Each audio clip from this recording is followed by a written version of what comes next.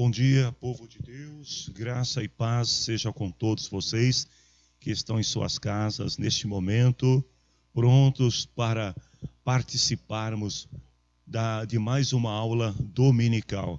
Que Deus em Cristo abençoe a vida de nossos irmãos, que vocês tenham uma manhã dominical abençoada, tenham um domingo abençoado na presença do Senhor. Hoje nós vamos estar estudando no capítulo 5 de Pedro, do primeiro verso até o verso 8. Nós vamos falar sobre alguns conselhos pastorais de nosso irmão Pedro para a Igreja de Cristo. Mas antes eu gostaria de pedir a vocês que puderem, compartilhe o link da reunião com mais pessoas, convide alguém para participar desta aula dominical, abençoe a vida de alguém, né? Seja um portador de bênçãos neste domingo de manhã na vida de alguém, amém? Então compartilhe, curta, peça as pessoas para se inscreverem também no canal de nossa igreja. Quanto mais pessoas inscritas, mais visibilidade e mais longe podemos levar esta boa palavra. Agora eu quero convidar vocês para nós orarmos ao Senhor e iniciar a nossa aula dominical.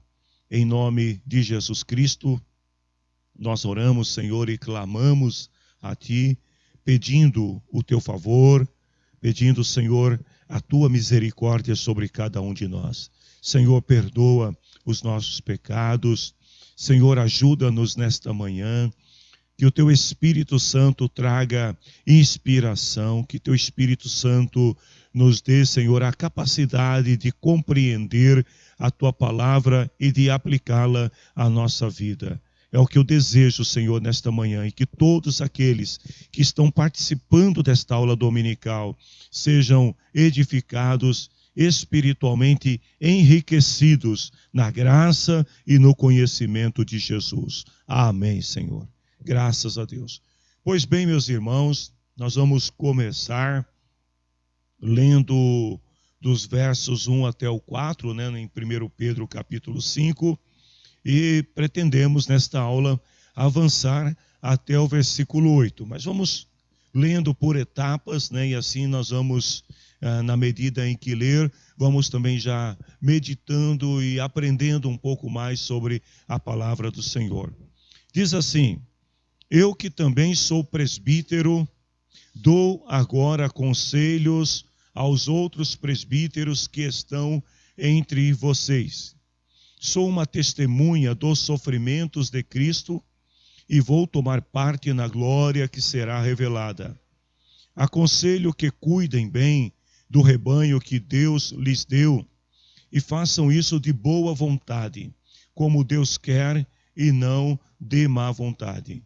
Não façam o seu trabalho para ganhar dinheiro, mas com o verdadeiro desejo de servir.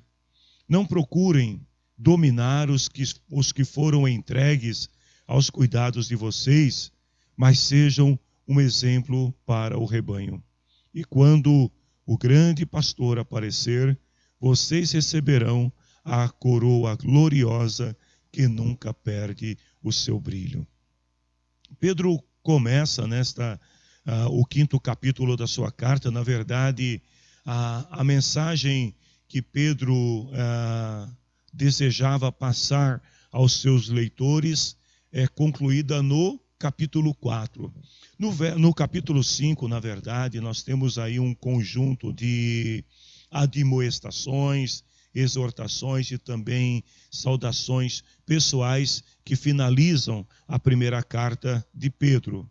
E nós vamos falar um pouco então sobre estas admoestações e exortações, né? Pedro, ele começa fazendo um apelo aos líderes da igreja, aos presbíteros. Ele diz assim: eu que também sou presbítero, dou agora conselhos aos outros presbíteros que estão entre vocês. Ou seja, embora Pedro fosse apóstolo, né, ele era o principal líder do colégio apostólico, Veja que Pedro, nesta carta, ele se autodenomina presbítero, como os demais irmãos.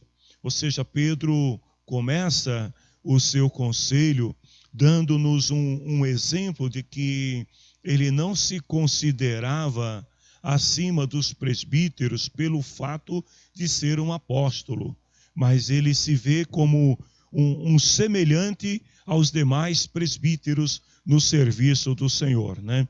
E Pedro, no seu exemplo de humildade, ele nos ensina que um apóstolo também pode ser um presbítero. Sabe, às vezes, em algumas denominações cristãs, existe uma escala hierárquica de cargos ou de funções, de ministérios, como queiram. E muitas vezes a pessoa, quando ela é convidada para fazer parte de um ministério, é como se ela estivesse começando lá no nível mais baixo de uma escala ministerial, e aí começa-se a disputa, a pessoa procura dar visibilidade ao seu trabalho no sentido de alcançar outra posição e depois mais outra, até chegar ao que eles consideram o ápice ministerial, ou seja, o título mais relevante e mais importante da igreja. No caso de Pedro, embora ele tivesse, a primazia entre os seus irmãos, ele foi escolhido, pelo próprio Cristo para ser o pastor de seus irmãos, e sendo ele apóstolo, a gente não vê aqui Pedro tendo esta preocupação de querer se colocar acima de seus irmãos. Mas ele diz assim, olha, eu que sou presbítero como os outros presbíteros, ou seja, eu também sou pastor como os outros pastores. Então ele se coloca numa posição de igualdade, e isso me faz lembrar também do nosso irmão Tiago, que da mesma forma, quando ele se dirige aos líderes da igreja, não se dirigia a eles pelo cargo que ocupavam, mas ele se dirige a eles como irmãos. E esse deve ser o sentimento, e o espírito que deve haver entre todos nós. Então, as igrejas primitivas, elas seguiram um modelo de gestão baseado na sinagoga judaica. A igreja, ela estava ainda em formação, era tudo muito novo, as pessoas começaram a aceitar o evangelho de Cristo, e só para a gente ter uma ideia, numa pregação, quase 5.000 pessoas. Você imagine uma igreja que nasce com um pequeno grupo de quase 120 pessoas, e que numa semana passa a ter mais de 5.000 membros. Então, quantos problemas, quantas situações devem ter acontecido ali naquele primeiro momento, o impacto inicial de crescimento que resultou na criação de funções ministeriais que pudessem servir a igreja da melhor maneira. Então, os apóstolos, eles adotam esse modelo de gestão da sinagoga judaica, onde um ancião ou mais de um ancião eram responsáveis por aquela sinagoga. Então a igreja, ela também vai estabelecer anciãos ou presbíteros, em algumas traduções presbíteros, noutras traduções anciãos, ou até mesmo pastores. O significado é o mesmo para todos. Então a igreja, ela vai instituir alguns presbíteros para que cuidem dos pequenos grupos de irmãos que estavam se formando. E esses irmãos, eles tinham algumas responsabilidades em relação à igreja, e eles eram escolhidos pelos apóstolos. Ou seja, a indicação, a escolha de um presbítero se dava a partir do colégio apostólico. A gente vai ver isso, por exemplo, em Atos 14, 23, que diz que em cada igreja os apóstolos escolhiam presbíteros. Eles oravam, jejuavam e depois entregavam os presbíteros à proteção do Senhor. Então, olha que interessante, irmãos, qual era o critério de escolha dos apóstolos? Oração, jejum e depois a escolha e a entrega, ou melhor, a entrega desses líderes aos cuidados do Senhor.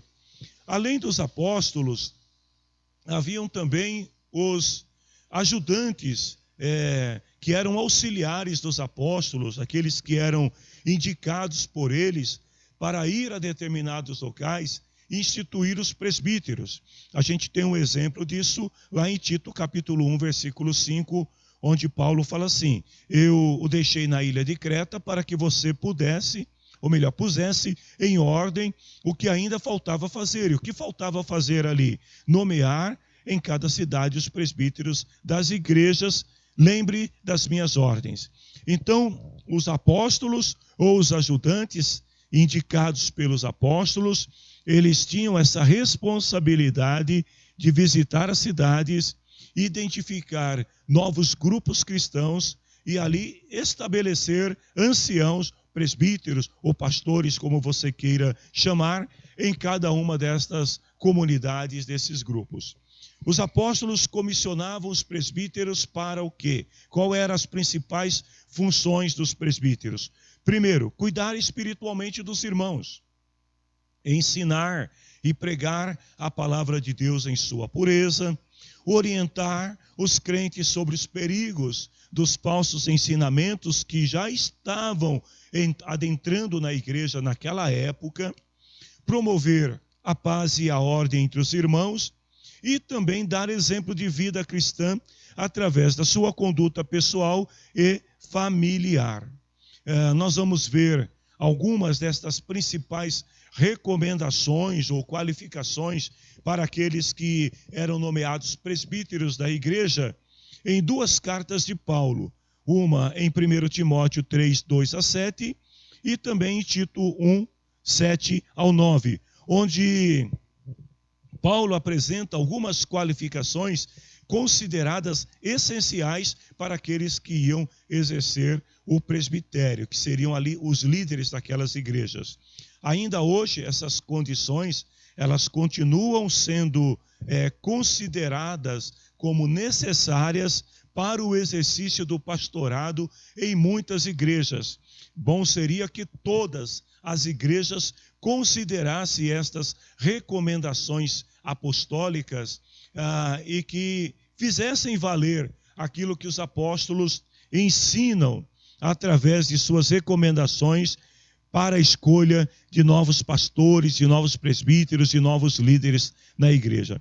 Vamos ler para nós entendermos melhor quais seriam essas qualificações.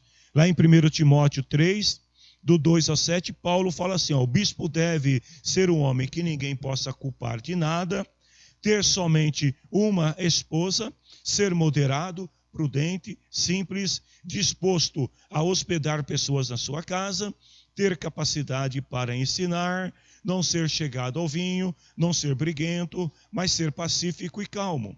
Não deve amar o dinheiro, deve ser um bom chefe da sua própria família, saber educar os seus filhos da maneira que eles lhes obedeçam com respeito, pois se alguém não sabe governar a sua própria família, como poderá cuidar da igreja de Deus?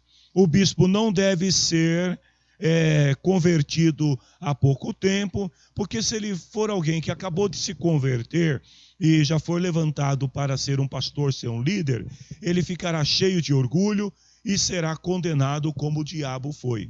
É preciso que o bispo seja respeitado pelos de fora da igreja, para que não fique desmoralizado e não caia na armadilha do diabo. Lá em Tito, capítulo 1, versículo 7 até o 9, diz assim: pois aquele que tem a responsabilidade do trabalho de Deus, como bispo, deve ser um homem que não possa ser culpado de nada. Não deve ser orgulhoso, não pode ter mau gênio, não deve ser chegado ao vinho, violento, ganancioso, deve estar disposto a hospedar pessoas na sua casa, amar o bem, ser prudente, justo, dedicado a Deus e disciplinado. Deve se manter firme na mensagem que merece confiança e que está de acordo com a doutrina. Assim ele poderá animar os outros com o verdadeiro ensinamento e também mostrar o erro dos que são contra esse ensinamento. Gente, sem comentário aqui na aula, porque o tempo não permite. Mas você que está em casa, se desejar, pode fazer o seu comentário e postar para nós aí. Mas o que você acha destas qualificações, dessas recomendações apostólicas? Se todas elas, fossem válidas no dia de hoje, como você acha que seria, né, a liderança da igreja contemporânea? Então, se você puder, comente na aula, né, deixe o seu comentário para nós aí, é muito importante. Pedro se apresenta como testemunha ocular dos sofrimentos de Cristo. Embora, né, os evangelhos não citem que Pedro estava presente durante a crucificação de Jesus, Pedro foi alguém que andou com Jesus, né? Ele estava com Jesus no momento em que Judas o traiu. Pedro estava com Jesus também ali, acompanhando o julgamento de Jesus perante o Sinédrio, a sua condenação. Pedro esteve presente ali no pátio quando ele negou Jesus e então caiu em si, retirou-se triste. Pedro esteve com Jesus na última ceia. Pedro esteve com Jesus em grandes momentos de seu ministério, como no Monte da Transfiguração e durante os 3 anos e meio que Jesus esteve pregando a sua palavra aqui na terra. Então Pedro, ele era uma testemunha ocular, que participou dos momentos do ministério terreno de Jesus e que também pôde ver de perto o quanto Jesus sofreu. Jesus foi rejeitado, humilhado, Jesus foi traído, Jesus foi cuspido na face, recebeu açoites, e Pedro viu todo esse sofrimento, e agora Pedro declara ter uma fé firme em Deus, né? Ele fala assim: eu vou tomar parte na glória que será revelada. E por que Pedro diz isso com tanta convicção? Porque ele viu e ele experimentou parcialmente esta glória durante o ministério terreno de Jesus, e especialmente ali no Monte da Transfiguração, quando Pedro, com seus companheiros, teve ali uma revelação de algo tão tremendo, sobrenatural, a ponto de eles verem 3 personagens que estavam falando com Jesus e deduzir que aqueles personagens, aliás, 2 personagens, mais Jesus, 3 personagens, e a ponto de deduzir que aqueles 2 personagens fossem Moisés e Elias. Então, vejam, irmãos, no presente, né, o cristão também já toma parte parcial na glória de Deus. Nós já desfrutamos parcialmente desta glória através do Espírito Santo de Deus que está em nós. O crente que tem o Espírito Santo, ele sente esta alegria da salvação, esse poder transformador da palavra de Deus na sua vida. E no futuro, quando Jesus voltar, nós também iremos, a exemplo de nosso irmão Pedro, desfrutar desta glória em sua totalidade. Então Pedro, ele alerta aqui os crentes de que esta glória será revelada um dia. Ou seja, o tempo que nos separa da revelação da glória de Deus é breve, é passageiro. A nossa vida passa muito, muito rápido mesmo. E logo, todos aqueles que já morreram em Cristo, os que ressuscitarão em Cristo, estarão com Ele em glória, hão de desfrutar desta glória. Então Pedro observa a revelação da glória de Deus e deixa bem claro que ela não consiste num único evento. Ou seja, tem muito crente achando que só irá desfrutar da glória de Deus no dia do arrebatamento. Então ele vive uma vida cristã apática, sem brilho, sem graça, não desfruta daquilo que o Espírito Santo pode lhe propiciar nesta vida, está sempre reclamando, sempre murmurando, uma esperança vazia, uma fé frágil. Sabe por quê? Porque não entendeu ainda que esta glória, na verdade, ela é uma ação contínua na vida do crente.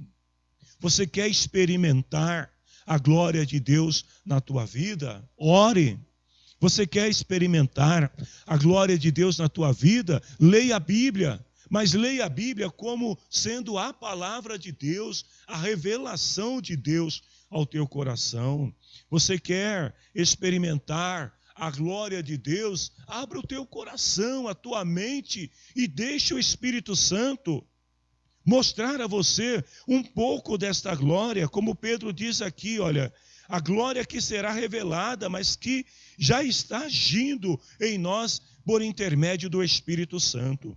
O desdobramento da glória, né, é um processo ininterrupto. Ele começa com a sua conversão no dia que você se entregou a Cristo e vai por toda a sua vida até alcançá-la em sua plenitude na eternidade. Você lembra quando aceitou a Cristo, aquela alegria imensurável que tinha no seu coração? É a glória de Deus. Você lembra de algum momento em que você orou e de repente você sentiu algo sobrenatural na sua vida, sabe? Como diz algumas canções, você não sabe se o céu desceu ou se você subiu, a glória foi tão grande na tua vida. Então, esta glória que você experimentou, ela faz parte de um processo contínuo, mas ela ainda é muito pouco se comparada com a glória que será revelada. Cada dia que passa nesta comunhão, nesta relação com Deus, nós nos aproximamos mais dele e a glória dele vai crescendo gradativamente em nós. Lá em Provérbios, capítulo 4, versículo 18, na versão da Revista Corrigida, diz assim, que a vereda dos justos, o caminho dos justos, é como a luz da aurora que vai brilhando mais e mais até ser dia perfeito. É esta glória que vai brilhando dentro de nós, que vai nos enchendo de Deus e que torna o crente em Cristo um saudosista. Como assim um saudosista? Você passa a desejar o céu, você passa a querer estar com Deus, né? Você tem saudade do céu. Aí alguém diz assim, como você pode ter saudade de um lugar onde você nunca esteve? E aí eu respondo, quem disse que você nunca esteve lá? Você já leu Eclesiastes, capítulo 12? Quando nós morremos, o Espírito vai para quem? Para Deus que o deu. Ora, o Espírito que está em você é o Espírito que veio de Deus. Então o crente, ele sabe disso, porque o seu Espírito que esteve com Deus e vai voltar para Deus, ele tem saudade de Deus. É por isso que não é errado você cantar e dizer assim, que saudade eu tenho do céu. Porque você tem essa saudade no teu coração, porque o teu espírito deseja voltar para Deus. Pedro continua e ele traz algumas recomendações aqui acerca do ministério pastoral. No versículo 2 e 3, ele começa dizendo assim, cuidem bem do rebanho que Deus lhes deu. Esta palavra de Pedro, né, ela remete ao encontro que ele teve com Jesus às margens do mar Tiberíades, quando Jesus apareceu para Pedro depois de ressuscitado e perguntou para ele 3 vezes, está lá em João 21, 15 a 17, Jesus perguntou para ele 3 vezes, tu me amas? E em seguida, Jesus disse para ele, toma conta das minhas ovelhas. Então, quando Pedro fala para os pastores, cuidem bem do rebanho que Deus lhes deu, Pedro está usando, atribuindo-se das mesmas palavras e da mesma responsabilidade que Jesus impôs sobre ele. Agora ele está dizendo para os pastores: olha, vocês foram escolhidos para cuidar do rebanho que Deus lhes deu. Jesus, ele é o nosso grande pastor, irmãos, que cuida da igreja. E o próprio Cristo, ele compara os crentes, a igreja, às ovelhas que são guiadas, que são supridas, que são protegidas pelo grande pastor, que é Jesus. Lá em João capítulo 10, no versículo 11 e no versículo 14, por 2 vezes Jesus diz: eu sou o bom pastor.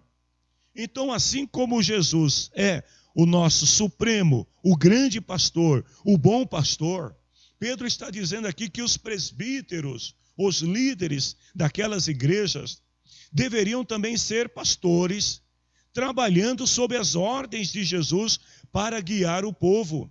Ou seja, o pastor, ele não pode, de maneira alguma, querer ser proprietário do rebanho. Ele é um servo, um pastor que está sob os cuidados do grande pastor, que é Jesus, e que deve cuidar da igreja com o mesmo carinho que Jesus cuida da sua igreja.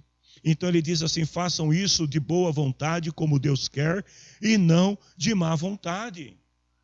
Irmãos, olha, eu vou dizer uma coisa para vocês aqui, eu já perdi a conta de quantos pastores conheço ou com quem já conversei, que estão pastoreando igrejas de má vontade. Não têm prazer naquilo que fazem para o Senhor. Falam mal da igreja. Eu diria que o pastor que fala mal da sua igreja, ele está falando mal dele mesmo. Porque se ele é o responsável por cuidar da igreja, e se a igreja não está bem, a responsabilidade é do pastor que não está cuidando bem. Talvez porque esteja fazendo as coisas de má vontade. E Pedro fala: vocês precisam fazer isso de boa vontade, como Deus quer. Então Pedro orienta que servir no ministério exige muito mais do que formação teológica. Não se forma pastores nos seminários. A gente forma teólogos no seminário. Nós formamos bons professores no seminário. Mas pastores são aqueles que Deus escolhe, que têm disciplina, que têm desejo e intenção de servir a igreja de Cristo com amor. Se não houver disciplina, se não houver desejo e intenção de servir com amor, não adianta ter boa formação. Lá em 1 Timóteo capítulo 3, versículo 1 diz assim: se alguém quer muito ser bispo na igreja, está desejando um trabalho excelente. É bom quando o aluno na escola teológica tem despertado em seu coração o desejo de ser um líder da igreja, de ser um pastor, de ser um diácono, um líder ministerial. Isso é muito bom, mas vejam bem, os presbíteros não devem fazer o trabalho de Deus com má vontade, como se fossem obrigados. Olha o que Jesus diz aí em João capítulo 12, versículo 26. Quem quiser me servir, siga-me. Vejam que Jesus coloca aqui na condicional. Se você quiser, então sirva. Ninguém é obrigado. Não existe essa de impor alguém, sabe? Na minha trajetória ministerial, eu já vivi muitas situações onde meus líderes, talvez por falta de compreensão, de entendimento da palavra de Deus, eles impunham determinadas ordens, assim no sentido de que você vai fazer tal coisa, você tem que fazer, porque se você não fizer, Deus vai pesar a mão. E às vezes a gente nem estava muito disposto a fazer, mas aí o líder fala: não, você tem que fazer, porque se você não fizer, Deus pesa a mão. E a gente fazia, mas fazia muito mais por medo do que por boa vontade. Então vejam, ninguém é obrigado, irmãos. Se a pessoa não quiser fazer, Deus não vai obrigá-la a fazer. Agora, eu vou te dizer uma coisa: Tem muita gente desperdiçando dons e talentos. Tem muita gente perdendo boas oportunidades no reino, porque às vezes são pessoas talentosas, com excelentes capacidades, dons dados por Deus. Mas a pessoa não quer fazer. Jesus diz assim: se quem quiser me servir, siga-me. Quem não quiser, ele não vai obrigar. Os presbíteros não devem fazer a obra de Deus por interesses pessoais, principalmente financeiro ou de influência e popularidade, interesses políticos também. Porque hoje tem muita gente se infiltrando dentro das igrejas a fim de obter títulos, posições, por interesses pessoais, ou por interesse financeiro, por interesse de popularidade, de status, por interesses políticos. Jesus disse lá em Mateus 16, 24, o seguinte: se alguém quiser ser meu seguidor, esqueça os seus próprios interesses. Você quer realmente ser um líder? Você quer ser um bom cristão? Você quer servir a Deus no ministério? Então precisa abrir mão dos seus próprios interesses.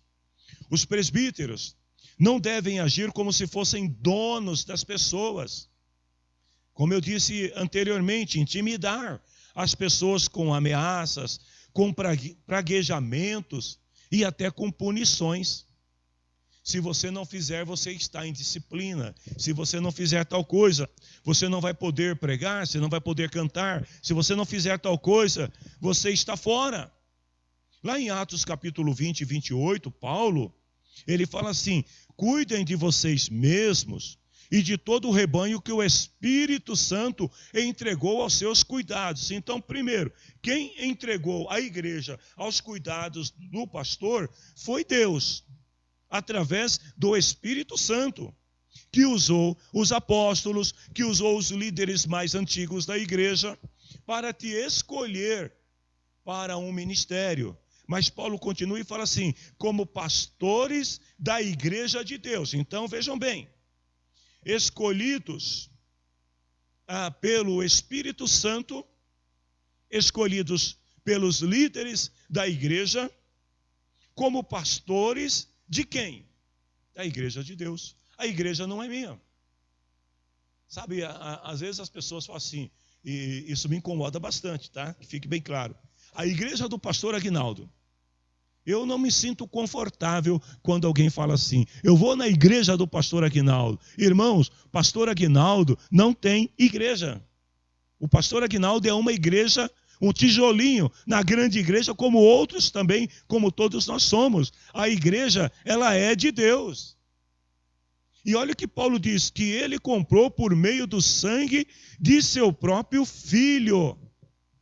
Ou seja, quem comprou, quem estabeleceu a verdadeira igreja, a igreja a que me refiro, não são os templos, não são as paredes, não são os rebocos, não são os equipamentos sonoros, mas a verdadeira igreja, quem a comprou, quem a estabeleceu foi Deus, e ele pagou um preço muito caro. Paulo diz aqui que ele pagou o preço de sangue do seu próprio filho. Então o governo da igreja é um governo autocrático, que tudo começa em Deus, tudo se dá através de Deus, por intermédio do Espírito Santo, da sua palavra. A autoridade que Jesus delegou sobre a igreja não dá a nenhum líder, a nenhum pastor, apóstolo, presbítero, bispo ou o que seja. Não dá a nenhum deles o poder para subjugar as pessoas. Nós estamos vivendo agora um período de pandemia, onde, em respeito à saúde das pessoas e aos cuidados das pessoas, as igrejas estão momentaneamente impedidas de realizar cultos coletivos com várias pessoas, para tentarmos disseminar um pouco essa questão da pandemia. Outro dia eu ouvi um líder dizendo assim, em plena pandemia, que se as pessoas não fossem à reunião de culto da igreja no domingo, eles eram rebeldes, seriam rebeldes. Vejam bem, queridos, Não caia nesta onda, porque nenhum líder, nenhum pastor tem esse poder de querer te subjugar, te obrigar, te oprimir, para que você faça uma coisa sabendo que esta coisa pode te trazer algum prejuízo, algum dano à sua saúde. Então nós, particularmente, em nosso ministério, respeitamos a liberdade das pessoas, partindo do pressuposto que Jesus disse: se alguém quiser, ou seja, não há obrigação, mas se alguém quiser vir, sirva-me. E aí é claro que aquele que decide seguir a Jesus, ele há de desfrutar, voltando aqui às palavras de nosso irmão Pedro, de uma glória parcial nesta vida, mas que será revelada em sua totalidade na eternidade. Agora é importante também nós entendermos, irmãos, que embora os presbíteros, pastores, longe de serem donos da igreja, eles são administradores da igreja, são cuidadores da igreja, são aqueles que se preocupam em ensinar à igreja a palavra de Deus e orientar o povo, principalmente no que tange as coisas espirituais. Então cabe à igreja também reconhecer aqueles que servem no ministério, de reconhecer a liderança, de respeitá-los como dignos de recompensa, como está em 1 Timóteo capítulo 5, 17. Os presbíteros, e aí parafraseando esta palavra, os pastores, os apóstolos, os líderes de ministérios, todos eles que fazem um bom trabalho na igreja, merecem pagamento em dobro. Esse pagamento não diz respeito apenas à parte financeira, monetária, que às vezes acontecem quando o pastor, quando o líder, ele vive integralmente a serviço da igreja. Mas, vejam bem, o pagamento muitas vezes é um muito obrigado. O pagamento muitas vezes é: pastor, conte comigo. O pagamento muitas vezes é: pastor, estou do seu lado, vamos juntos. É você ajudar o seu líder, especialmente os que se esforçam na pregação do evangelho e no ensino cristão. Infelizmente, tem muitos crentes dando muito mais valor para os artistas que ocupam os altares numa reunião e que dão os seus shows. Tem muitos cristãos dando muito mais crédito aos conferencistas sem igreja, que não se reportam a ninguém e que trazem ensinamentos que muitas vezes ferem a própria palavra de Deus, mas porque são populares. Então dou muito mais créditos a estas pessoas do que aos seus líderes que estão pregando a palavra e ensinando a palavra para a igreja. Ame os seus pastores, seus líderes, ame os obreiros da sua igreja, aqueles que trabalham por vocês, especialmente aqueles que se esforçam na pregação do evangelho e no ensino cristão. Pedro continua no versículo 4, e ele fala assim, que quando o grande pastor aparecer, vocês receberão a coroa gloriosa que nunca perde o seu brilho. Pedro está falando aqui da recompensa, a justa recompensa que vem de Deus. Os presbíteros, pastores, líderes, não devem esquecer que eles são diretamente responsáveis perante Deus pelo título que carregam.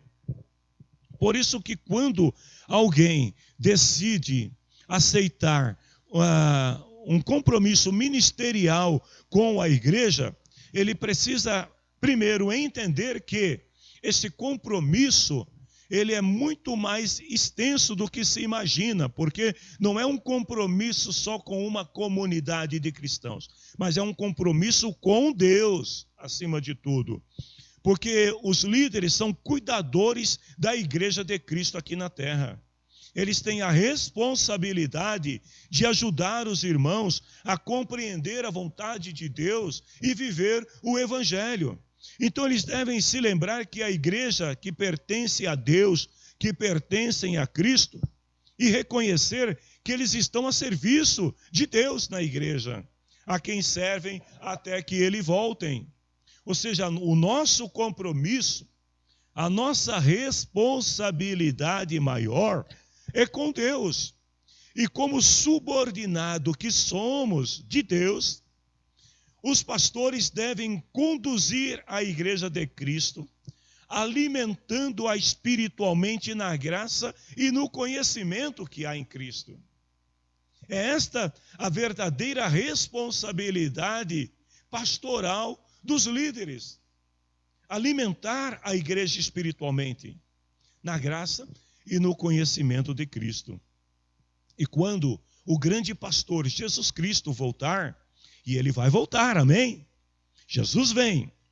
E quando chegar esse dia em que ele voltar, ele trará a sua recompensa para dar a todos que foram fiéis, aos pastores, aos líderes, aos membros, a todos os cristãos que foram fiéis ao Senhor. Apocalipse 22:12, escutem, diz Jesus, é Jesus falando para a sua igreja, para a sua noiva, eu venho logo e vou trazer comigo as minhas recompensas para dá-las a cada um de acordo com o que tem feito.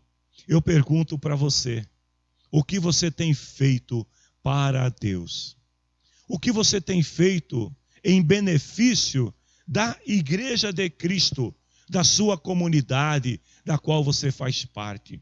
O que você tem feito em relação aos dons, aos talentos, habilidades que você tem recebido do Senhor e que poderiam ser muito bem usados em benefício da Igreja de Cristo, da propagação do Evangelho? Bom, gente, no versículo 5 até o 7, Pedro, depois de se dirigir aos presbíteros da igreja, que eram seus líderes locais, eram seus pastores, do 5 ao 7, Pedro, ele vai falar àqueles que representam a próxima geração de líderes da igreja. Pedro vai falar para os jovens. Depois, ele vai continuar falando ainda a todos os cristãos. Mas veja uma preocupação que Pedro tem aqui em relação ao futuro da igreja. A nova geração de líderes que estava sendo formada, preparada para assumi-la depois que os seus pais fossem para a eternidade. Ele fala assim: vocês jovens, sejam obedientes aos mais velhos. Que todos prestem serviços uns aos outros com humildade, pois as Escrituras Sagradas dizem que Deus é contra orgulhosos, mas é bondoso com as pessoas humildes. Portanto, sejam humildes debaixo da poderosa mão de Deus, para que Ele honre vocês no tempo certo.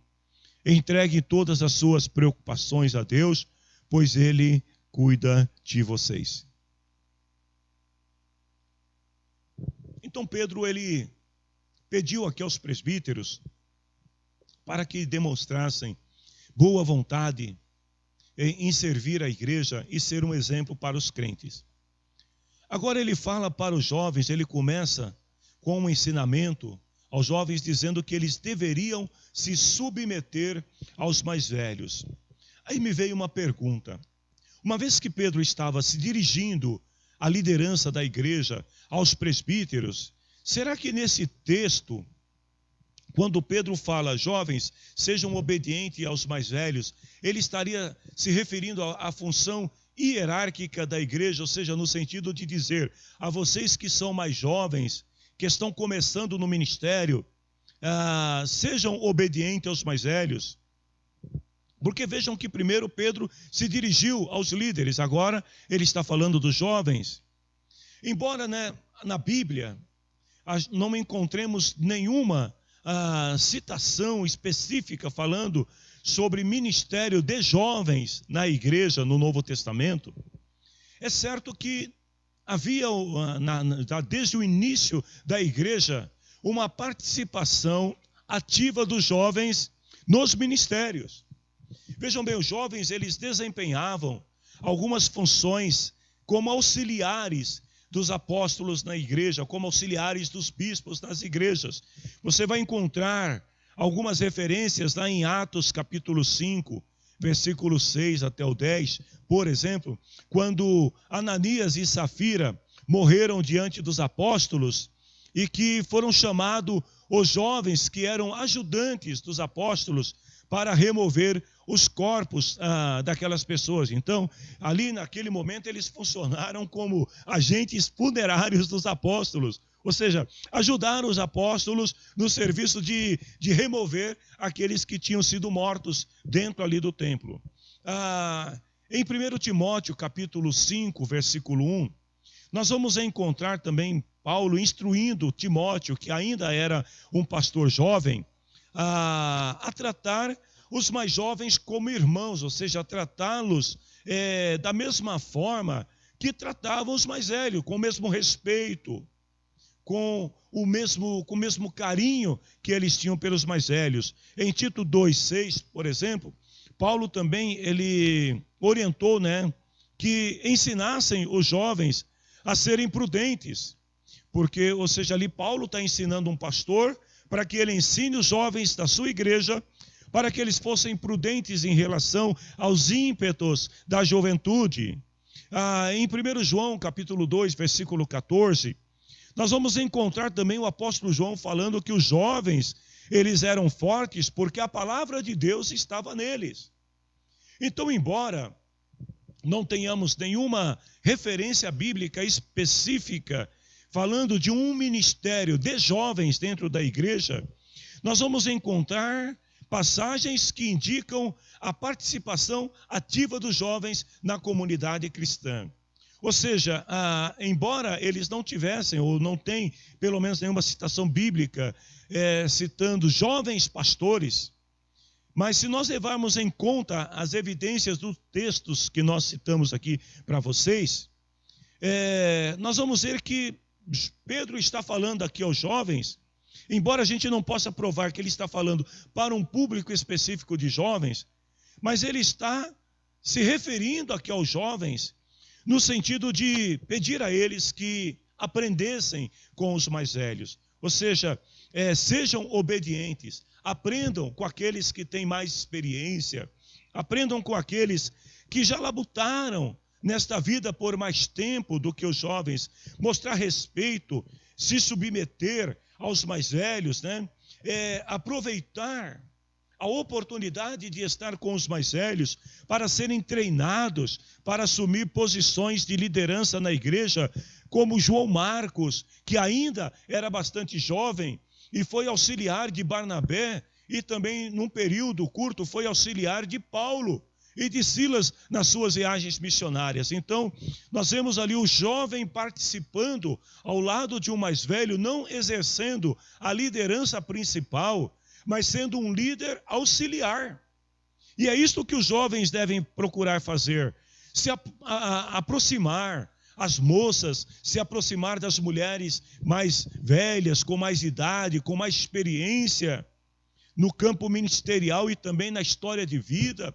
Da mesma forma, os jovens com os homens mais velhos, para aprenderem disciplina, para aprenderem hierarquia, não anarquia, tá, irmãos? Não desordem, não caos, mas aprenderem a hierarquia, que é o respeito às funções ministeriais dentro da igreja.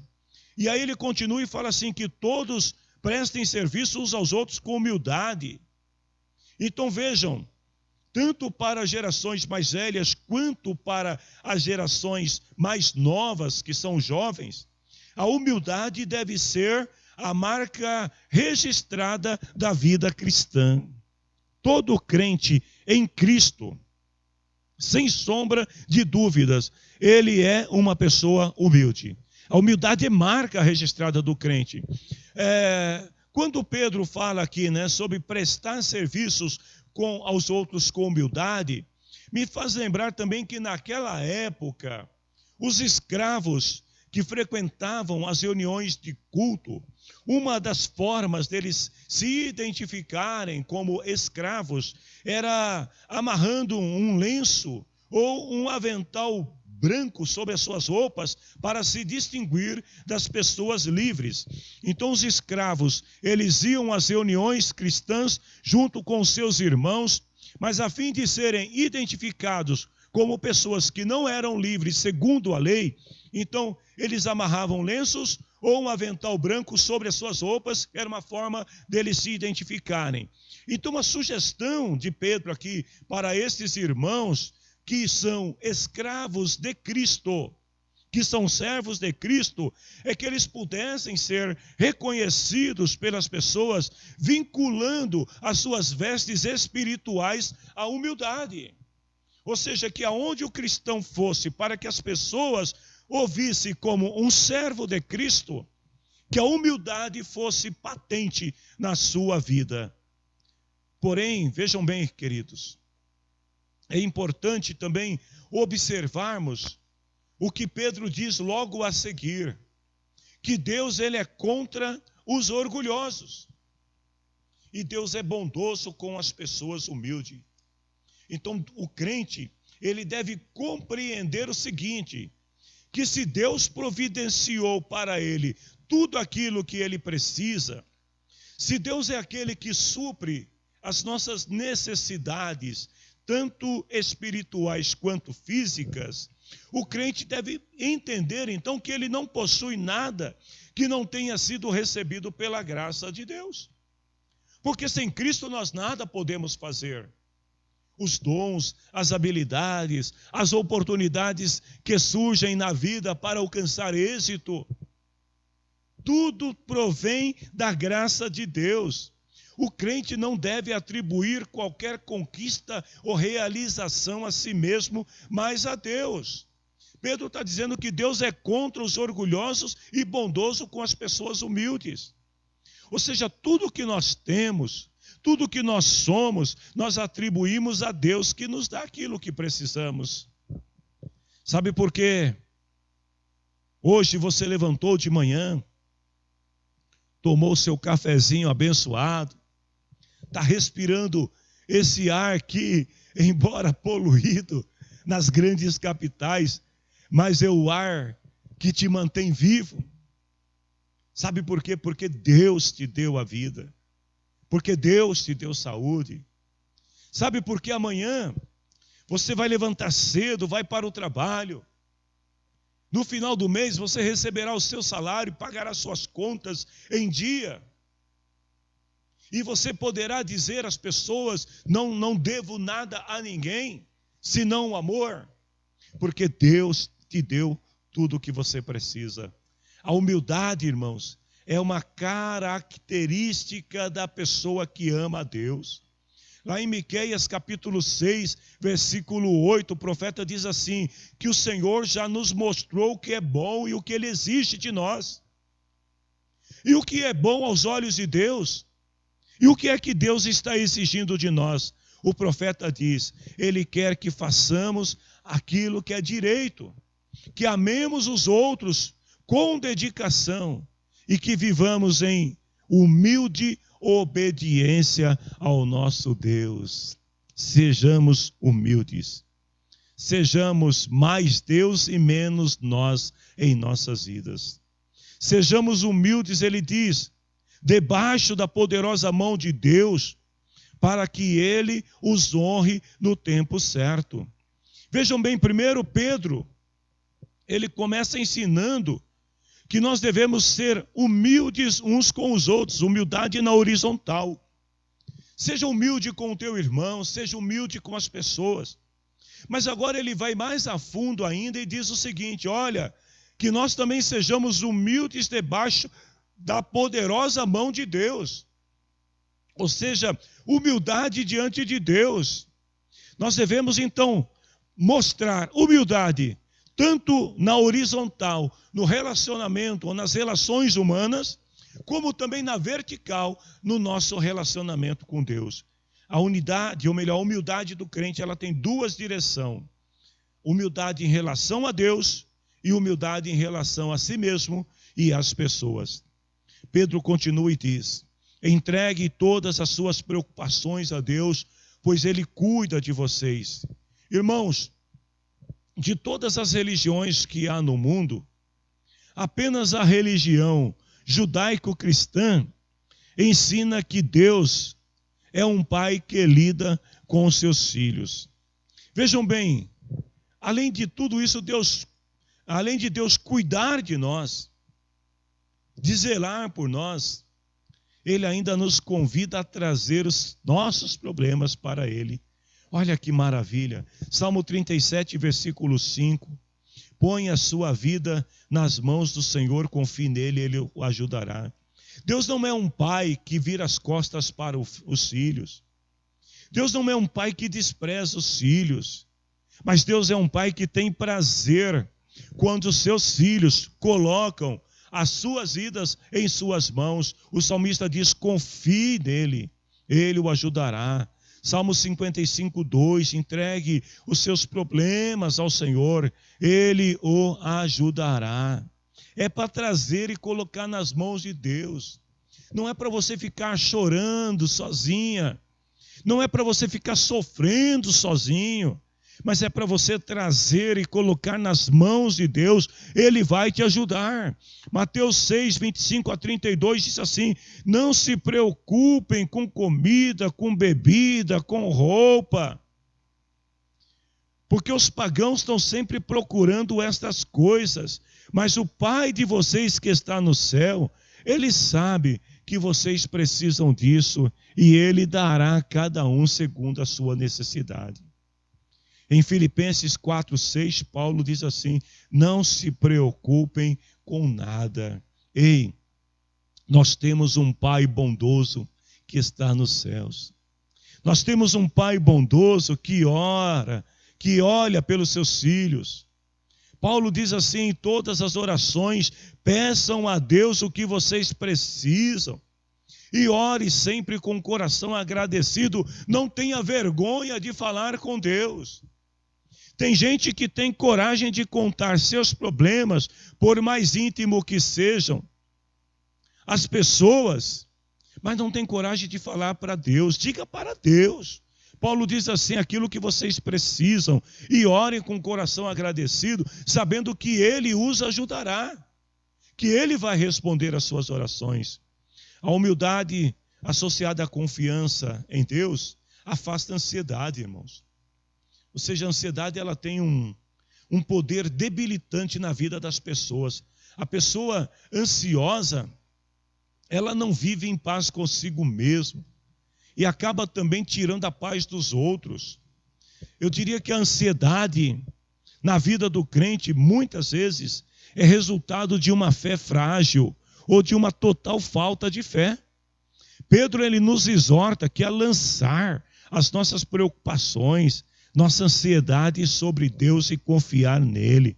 Sabe, a visão do mundo em relação à humildade é bem diferente da relação de Deus e da sua igreja em relação à humildade.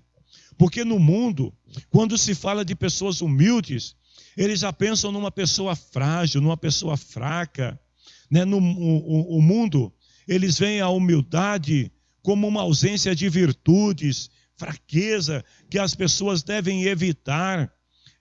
Para o mundo, assim como as pessoas devem evitar arrogância e orgulho, também devem abominar a humildade, porque o mundo olha para a humildade no sentido depreciativo da palavra, achando que a pessoa humilde é aquela pessoa que fica se rastejando sob a mesa de alguém, chorando e pedindo por um pedaço de pão.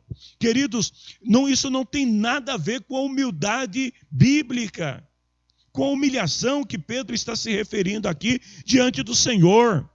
Porque a humildade do crente não é fraqueza, mas é força, é atitude moral. A humildade para o crente é aquilo que faz o crente saltar de sua posição atual para uma posição mais nobre, mais digna. Lá em Números capítulo 12, versículo 3, um exemplo de homem humilde, sabe quem era? Moisés. A Bíblia diz assim que Moisés foi conhecido por ser um homem humilde, o mais humilde de todos. E aí eu te pergunto, quem era Moisés? Quem foi Moisés na história de Israel, na história bíblica? Moisés foi o maior líder, o maior legislador da história de Israel. E aí você vai me dizer que não vale a pena ser humilde, irmão? A humildade te coloca em posições nobres. A humildade para reconhecer as suas limitações, a humildade para reconhecer que toda pessoa pode te ensinar alguma coisa. Sabe, tem crentes que às vezes se tornam arrogantes. O sujeito aceita a fé em Cristo, 1 ano depois de aceitar a Cristo, acha que já sabe tudo. E aí começa a ofender os cristãos mais velhos. Uma absoluta falta de respeito pelos líderes. Mas aquele que é humilde, ele olha para o seu irmão e vê no seu irmão uma oportunidade de crescimento. Ele vê no trabalho, no seu chefe, por mais austero que seja, uma oportunidade de aprendizado. Que nós sejamos humildes, irmãos. Que o Senhor derrame sobre a sua igreja, sobre cada um de nós, desta graça ímpar, para que nós possamos ser humildes em todo o tempo em nossa vida. Pedro continua no versículo 8 e diz assim: estejam alertas, fiquem vigiando, porque o inimigo de vocês, que é o diabo, anda por aí como um leão que ruge, procurando alguém para devorar. Pedro, ele salta de um tema e vai para outro tema. Ele estava falando sobre humildade, submissão, sobre confiança em Deus. E agora ele passa a falar sobre vigilância e autocontrole. E ele começa dizendo assim: sejam sóbrios, estejam sóbrios, alertas. O cristão tem que estar em guarda todo o tempo, todo momento, irmãos. E Pedro está falando aqui de algo que ele mesmo experimentou na sua vida. Pedro está falando de uma experiência pessoal, quando ele diz assim: o diabo anda por aí procurando alguém para devorar. Sabe por quê? Lá em Lucas 22, 31 e 32, Jesus alertou Pedro. Jesus falou para Pedro assim: Pedro, escute bem, Satanás conseguiu licença para pôr vocês à prova, e ele vai peneirar vocês como o lavrador peneira o trigo, a fim de separá-lo da palha. Mas eu tenho orado por você, Simão, para que não falte fé. Agora você vai lá e anima os teus irmãos, para que não falte fé neles também. Então Jesus tinha alertado Pedro: Pedro, olha, o diabo, ele está vindo aí, hein? E o bicho está vindo feroz. Ele quer te destruir. Mas Jesus disse: eu estou orando por você, Pedro, para que você não perca a fé. Sabe o que aconteceu, irmãos?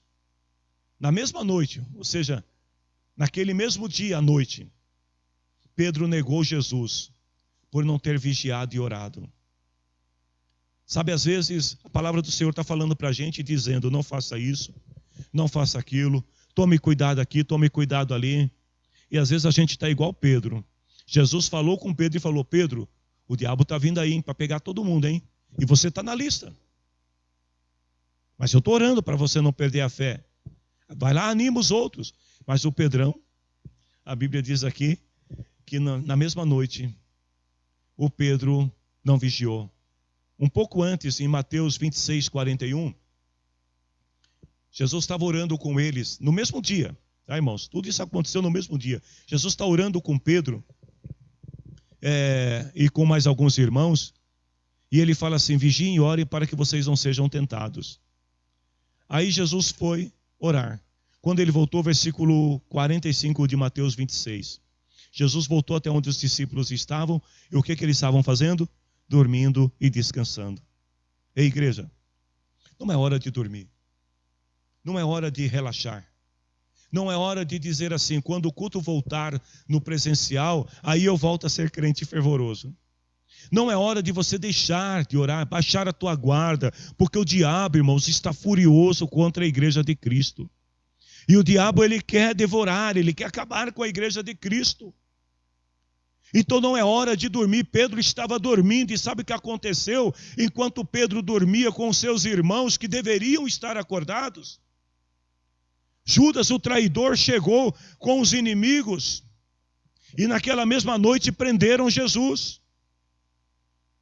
Vejam, lá em Zacarias capítulo 3, versículo 1 até o versículo 5, conta que o sumo sacerdote Josué estava em pé diante de Deus, E Satanás estava ali à sua direita, pronto para acusá-lo. Você sabia, igreja, que embora nós estejamos firmes na fé, em pé diante de Deus, o diabo, Pedro está dizendo, está sempre procurando nos devorar. E aí a palavra do Senhor diz assim que o diabo estava ali acusando ele, sabe do quê? Que as suas roupas estavam sujas. Então, enquanto Josué estava diante ali do Senhor, o diabo estava do lado dizendo, olha para as vestes dele. Quantas vezes o diabo acusa alguém dizendo, olha para o que ele fez ontem, olha para o que ele fez tal dia. Hoje é o dia de nós tomarmos a Santa Ceia do Senhor, e aquele dia onde muitas acusações vêm à mente dos crentes dizendo, você não pode cear porque você fez isso, você fez aquilo, você cometeu tal pecado, é o diabo te acusando. Mas a palavra do Senhor diz que o anjo do Senhor, ele chamou outros anjos e trocaram as vestes de Josué. E lhe deram roupas novas. E lhe disse, assim eu tiro os seus pecados e vou te vestir com roupas novas de festa. Eu quero dizer para você que está me ouvindo nesta manhã, Deus está trocando as suas vestes espirituais.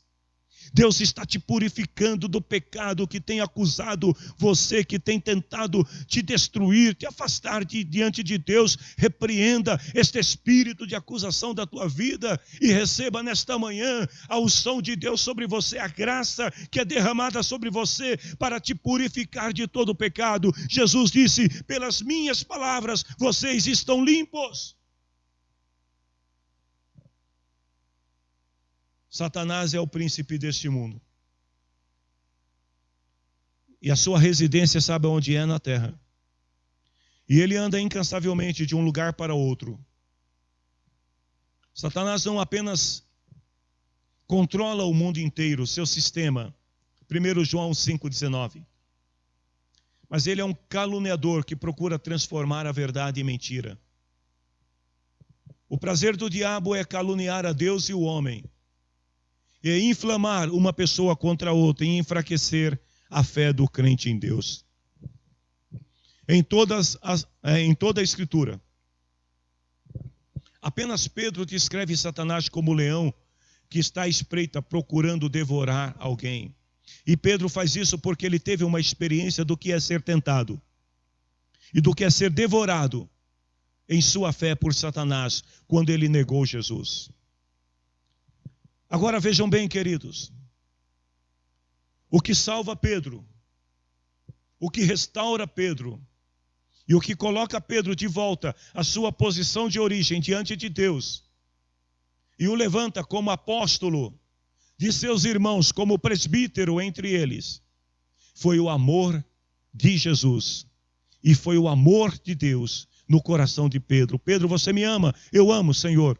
Então, esquece o passado. Esquece o que o diabo fez contra você. Esquece o que você praticou. Levanta e cumpre o seu ministério. Todo crente tem uma armadura espiritual. Quando o cristão é totalmente equipado com esta armadura, o diabo é incapaz de penetrá-la. Lá em Efésios capítulo 6, versículo 11 ao versículo 18, Paulo fala sobre os acessórios que devem compor esta armadura.